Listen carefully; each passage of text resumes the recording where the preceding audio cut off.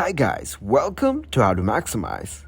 In this video, I will show you how to change Roblox keyboard controls.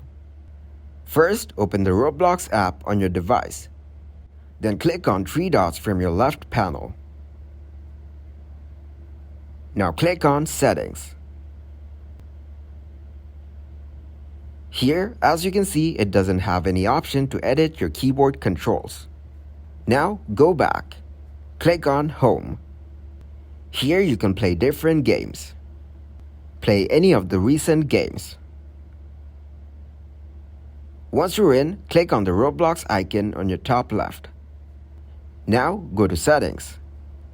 Here in Movement Mode, you'll find Keyboard. By clicking on the arrow to the right, you can change keyboard controls. Select the one that suits you. Thanks for watching, and please leave a like, subscribe, and share.